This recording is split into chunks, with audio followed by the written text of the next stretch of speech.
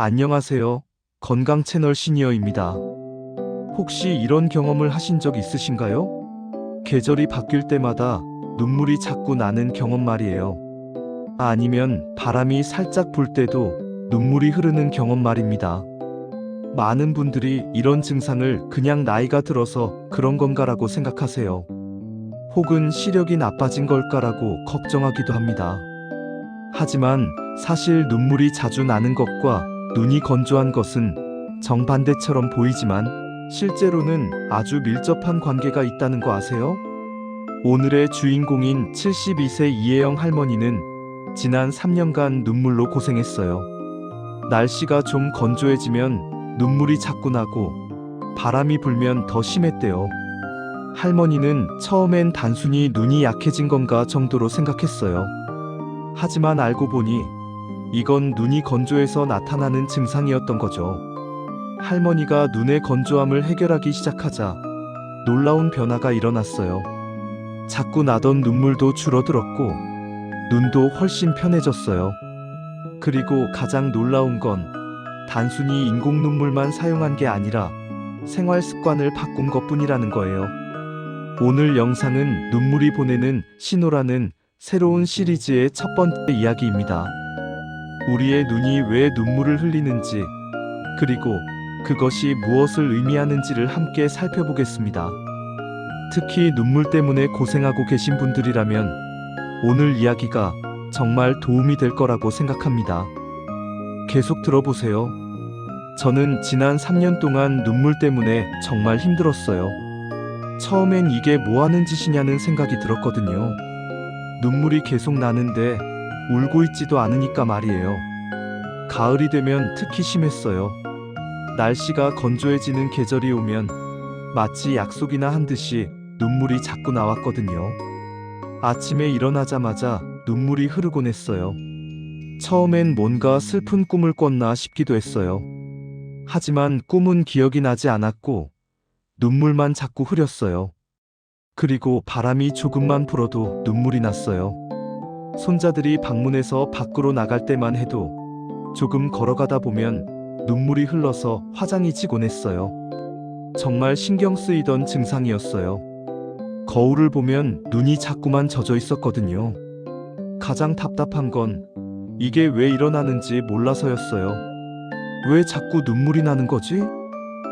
이 생각이 자꾸만 들었거든요. 특히 봄, 가을처럼 날씨가 변할 때마다 그런 의문이 들곤 했어요. 남편도 눈이 약해진 거 아니냐고 말했고, 친구들은 나이가 들면 다 그런 거라고 했어요. 하지만 저는 뭔가 잘못된 건 아닐까 싶었어요. 친구들은 눈물 때문에 이렇게 불편해하지 않는데 왜 저만 이럴까 하는 생각이 자꾸 들었거든요. 저는 거울을 자주 보게 되었어요. 혹시 눈에 문제가 있는 건 아닐까? 걱정하면서요. 하지만 거울에 비친 눈은 특별히 문제가 있는 것처럼 보이지 않았어요. 그냥 눈물이 자꾸만 흐를 뿐이었어요. 시간이 지나면서 증상이 더 심해졌어요. 처음엔 가을, 겨울에만 심했는데 나중에는 봄도 마찬가지였어요. 실내외의 온도 차이가 나는 곳에 들어가도 눈물이 흐르곤 했어요. 백화점이나 마트에 가면 따뜻한 곳에서 찬 곳으로 나갈 때 눈물이 줄줄 흘렀거든요. 그리고 가장 힘들었던 건 손주들 앞에서였어요.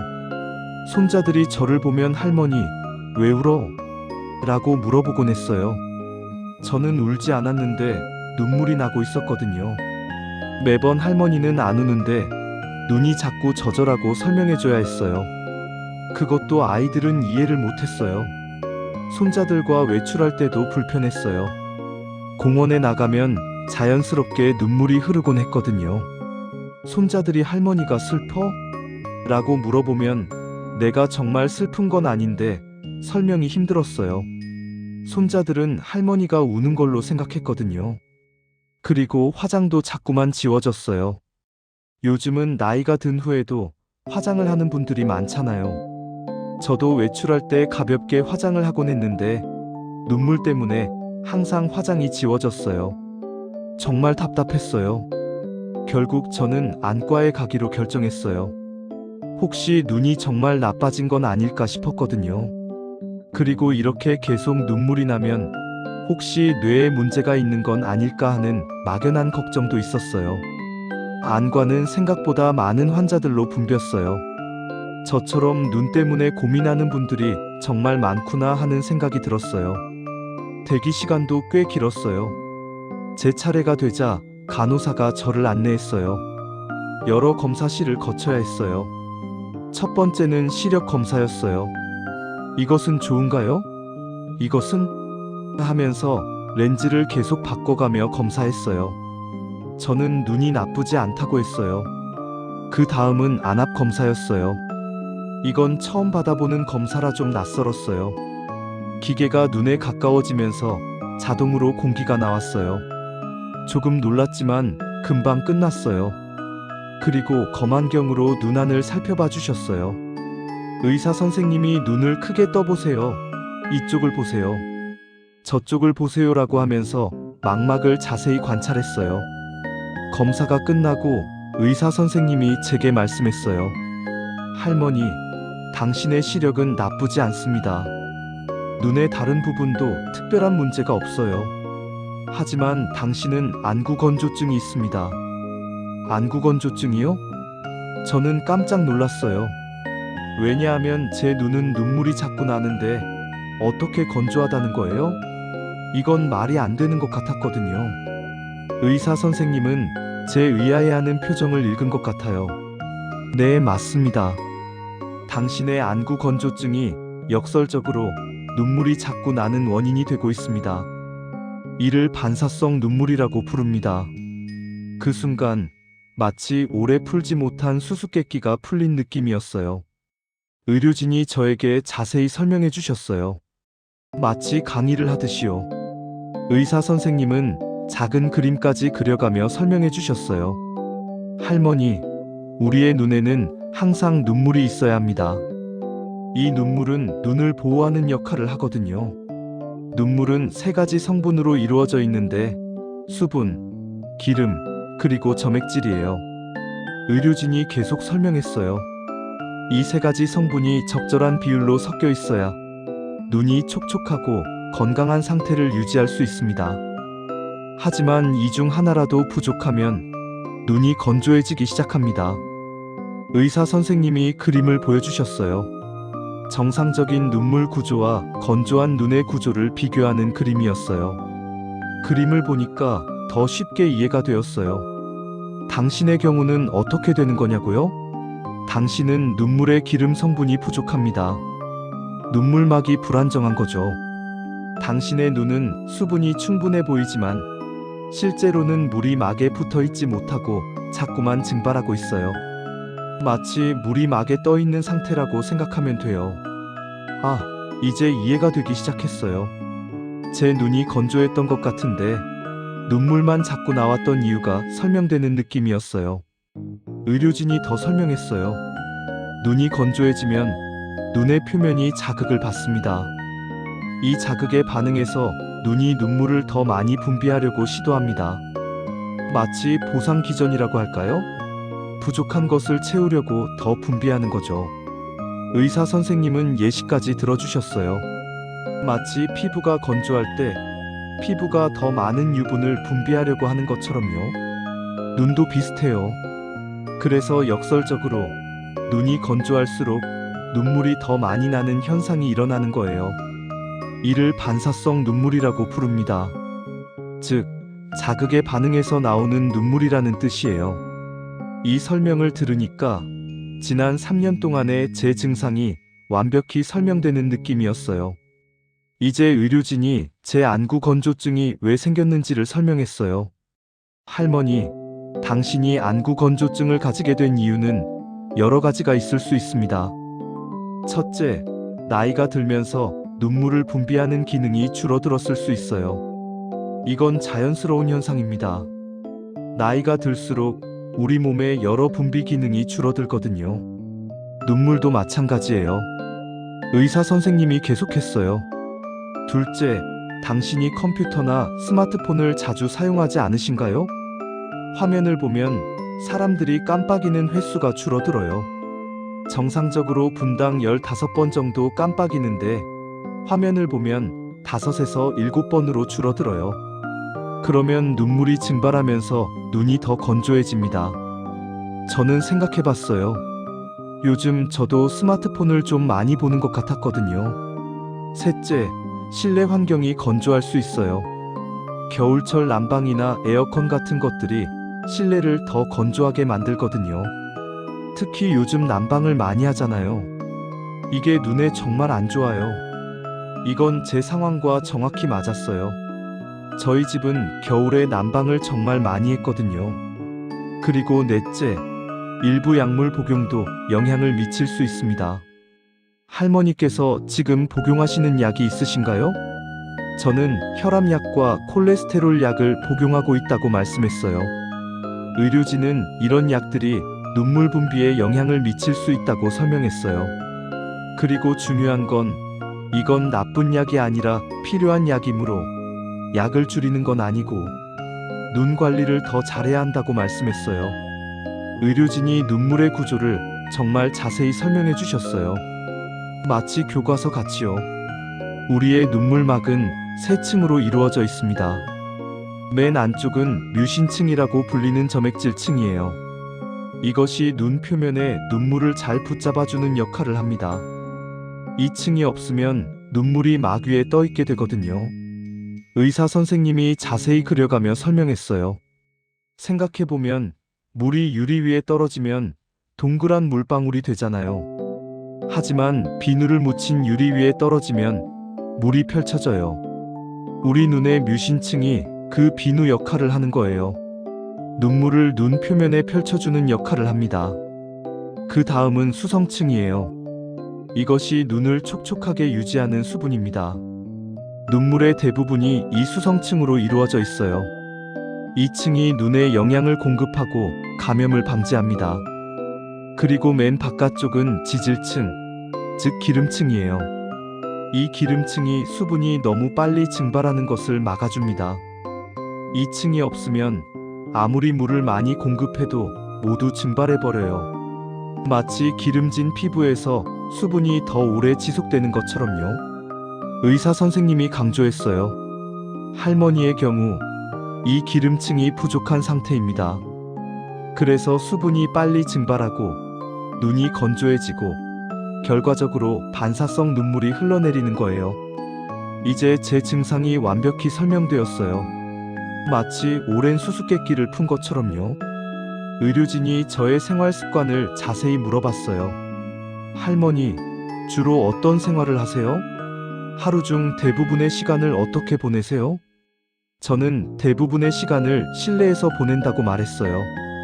아침에 일어나서 거실에서 책도 읽고 밥을 먹고 한낮이 되면 스마트폰으로 뉴스를 보거나 카톡을 확인한다고 했어요. 그리고 겨울이 되면 난방을 많이 하는데 그러면 실내가 정말 건조해진다고 했어요. 난방을 하면 실내 습도가 20에서 30% 정도까지 떨어진다고 했거든요. 의료진이 말했어요. 이게 당신의 안구 건조증의 주요 원인 중 하나인 것 같습니다. 실내 환경이 건조하고 화면을 자주 보면서 깜빡이는 횟수가 줄어들었을 수 있거든요. 그리고 가을, 겨울처럼 실외 환경도 건조한 계절에 증상이 악화된 거고요. 의사 선생님은 또 다른 질문을 했어요. 할머니는 평소에 물을 어느 정도 드세요? 저는 하루에 물을 2~3잔 정도만 마신다고 했어요. 의료진이 말했어요. 그것도 영향을 미칠 수 있어요. 수분 섭취가 충분하지 않으면 눈물 생성도 충분하지 않거든요. 의료진이 저에게 종합적인 치료 계획을 제시했어요. 다행히 약물 치료보다는 생활 습관 개선이 중심이었어요. 첫 번째는 실내 습도 관리입니다. 가습기를 사용해서 실내 습도를 50에서 60% 정도로 유지하세요. 이것이 눈 건강에 정말 중요합니다. 너무 건조한 환경에서는 눈물이 아무리 많이 분비되어도 부족합니다. 의사 선생님이 계속했어요. 두 번째는 화면 사용 시간을 줄이는 것입니다. 특히 스마트폰을 사용할 때 깜빡이는 횟수가 줄어들기 때문에 더 주의해야 합니다. 20분마다 한 번씩 눈을 쉬고 먼 곳을 보세요. 이렇게 하면 깜빡이는 횟수도 자연스럽게 늘어나요. 세 번째는 따뜻한 찜질입니다. 하루에 한두 번 따뜻한 수건으로 눈 주변을 10분 정도 찜질하세요. 이것이 눈의 기름샘을 자극하는 데 도움이 됩니다. 마이봄샘이라는 작은 기름샘들이 있거든요. 따뜻함이 이 샘들을 활성화시킵니다. 네 번째는 의식적인 깜빡임입니다. 평소보다 더 자주, 더 천천히 깜빡이세요. 이렇게 하면 눈물 분비가 더 잘 됩니다. 특히 화면을 볼 때 의식적으로 깜빡이는 것이 중요합니다. 다섯 번째는 수분 섭취입니다. 하루에 최소 1.5리터 이상의 물을 드세요. 눈물도 결국은 우리 몸의 수분이거든요. 의료진이 한 가지 더 말씀했어요. 그리고 인공 눈물을 사용할 수 있어요. 하지만 일반 인공 눈물보다는 기름 성분이 들어있는 안약을 사용하는 게 당신에게는 더 도움이 될 것 같습니다. 당신의 문제는 기름 성분이 부족한 거거든요. 의사 선생님이 마지막으로 강조했어요. 할머니, 가장 중요한 건 이 모든 것을 꾸준히 실천하는 거예요. 한 번에 다 바꾸려고 하지 마시고 차근차근 하나씩 시작하세요. 저는 의료진이 권한 방법들을 바로 실천하기 시작했어요. 먼저 가습기를 켰어요. 저희는 이전에 가습기를 사용한 적이 없었는데 남편과 함께 가습기를 구매해서 거실에 놨어요. 가습기에서 수증기가 피어오르는 모습이 신기했어요. 그리고 화면을 볼 때마다 의식적으로 깜빡였어요. 처음엔 어색했어요. 하지만 몇 일이 지나면서 자연스러워졌어요. 따뜻한 수건으로 찜질도 매일 했어요. 저녁에 밥을 먹고 나서 따뜻한 물에 수건을 적셔서 눈을 덮었어요. 처음에는 10분이 길게 느껴졌는데 찜질을 하면서 눈이 정말 편해지는 느낌이 들었어요. 그리고 물도 더 자주 마시려고 노력했어요. 물을 마시는 게 습관이 아니었는데 의식적으로 마시려고 했어요. 일주일이 지났을 때 변화를 느꼈어요. 눈물이 조금 덜 나는 느낌이 들었거든요. 완전히 사라진 건 아니지만 예전보다는 확실히 덜 났어요. 그리고 눈 자체도 조금 편해진 느낌이 들었어요. 예전엔 눈이 뭔가 거칠은 느낌이었는데 이제는 조금 더 부드러운 느낌이 들었거든요. 마치 거친 모래 위에서 부드러운 천이로 옮겨진 느낌이랄까요. 남편도 변화를 알아챘어요. 요즘 눈물이 덜 나는 것 같은데? 라고 말했어요. 2주일이 지났을 때 정말 눈에 띄는 개선이 있었어요. 눈물이 거의 나지 않았어요. 날씨가 건조해도 바람이 불어도 눈물이 흐르지 않았거든요. 이건 정말 신기한 경험이었어요. 3년 동안 자꾸 나던 눈물이 이제는 없어졌으니까요. 손자들을 만날 때 가장 기뻤어요. 더 이상 손자들이 할머니, 왜 울어? 라고 물어보지 않았거든요. 할머니의 눈이 더 이상 젖어 있지 않았으니까요. 눈도 훨씬 편했어요. 그 거친 느낌이 완전히 사라졌거든요. 그리고 눈이 맑아진 것 같은 느낌도 들었어요. 여름으로 가면서 날씨가 좀 더 습해졌는데 눈이 더 편해졌어요. 실내 습도가 자연적으로 높아진 덕분이었던 것 같아요. 화장도 더 이상 지워지지 않았어요. 손자들과 밖에 나갈 때도 손자들의 얼굴을 깨끗이 볼 수 있었어요. 1개월이 지났을 때 저의 눈 상태가 정말 안정화되었어요. 눈물은 거의 나지 않았어요. 정상적인 눈물만 나올 뿐 반사성 눈물이라는 건 거의 없었어요. 가끔 바람이 정말 많이 불 때나 화면을 정말 오래 봤을 때 약간의 눈물이 나곤 했지만 그건 정상 범위 아니었어요. 눈도 정말 편했어요. 예전처럼 거칠고 불편한 느낌이 완전히 사라졌거든요. 가장 좋은 건 이제 계절을 타지 않았다는 거였어요. 가을이 와도 겨울이 와도 더 이상 눈물 때문에 걱정할 필요가 없었거든요. 남편도 제 변화를 느꼈어요. 정말 많이 나아졌네라고 말했어요. 안과에 다시 가서 검사를 받았을 때 의료진이 정말 좋아졌습니다. 눈의 상태가 많이 개선되었어요 라고 말씀해 주셨어요. 3개월이 지났을 때 저는 완전히 눈물 문제를 극복했다고 느꼈어요. 눈물은 거의 나지 않았어요. 완전히 없어진 게 아니라 정상적인 수준으로 돌아간 거였어요. 다른 사람들처럼 자연스러운 눈물만 나올 뿐이었어요. 눈 상태도 정말 좋았어요. 예전보다 훨씬 더 편하고 건강해진 느낌이었어요. 그리고 가장 중요한 건 이제 눈물 때문에 신경을 쓰지 않아도 된다는 거였어요. 손자들과 밖에 나가도 화장이 지워질까봐 걱정하지 않아도 되었거든요. 친구들도 저를 보고 눈이 맑아 보인다고 말했어요.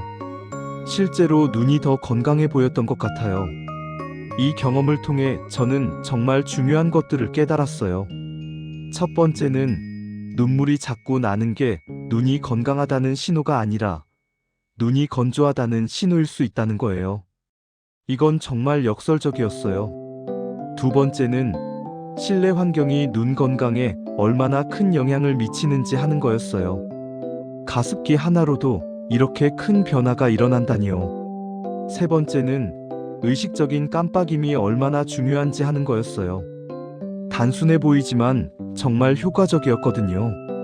네 번째는 따뜻한 찜질이 단순한 편안함을 주는 게 아니라 눈의 기름샘을 자극해서 실제로 눈 건강을 개선한다는 거였어요. 다섯 번째는 수분 섭취가 눈 건강에 영향을 미친다는 거였어요. 물을 더 마시니까 눈도 더 촉촉해졌거든요. 혹시 여러분도 저처럼 눈물 때문에 고생하고 있으신가요? 그렇다면 이건 눈이 건조하다는 신호일 수 있습니다. 제 경험이 여러분에게 도움이 되기를 바랍니다. 여러분, 오늘 72세 이혜영 할머니의 이야기 어떠셨나요? 눈물이 자꾸 나는 게 사실은 눈이 건조하다는 신호였다는 거. 그리고 실내 습도 관리와 의식적인 깜빡임, 따뜻한 찜질로 이렇게 큰 변화가 가능했다는 거. 정말 놀라운 이야기 아닌가요? 가장 중요한 메시지는 이거예요. 눈물은 단순히 감정의 표현이 아닙니다.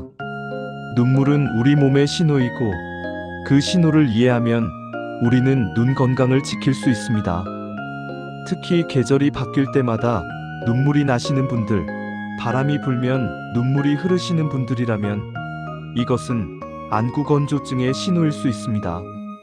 가장 중요한 것은 무엇인가요?